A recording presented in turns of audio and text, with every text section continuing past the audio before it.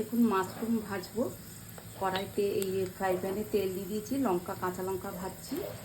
আর এইখানে এক ছিটে হলুদ, অল্প হলুদ দিলাম, আর লবণ আছে দেখুন। আর এইটা হচ্ছে জিরে, এই যে জিরে।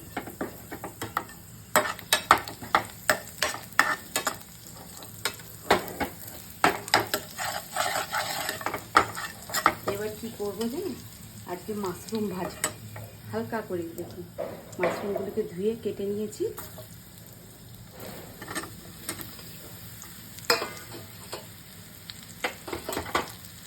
আর ওপর থেকে এই পেঁয়াজ স্লাইস করে কেটে দিয়েছি।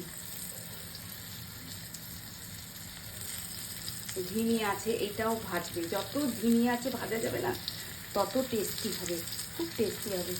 আর জলও লাগবে না।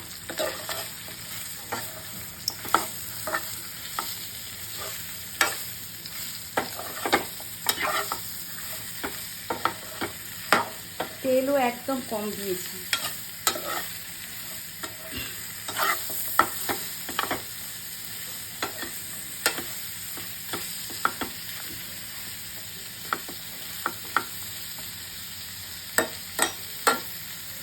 ধিমি আছে।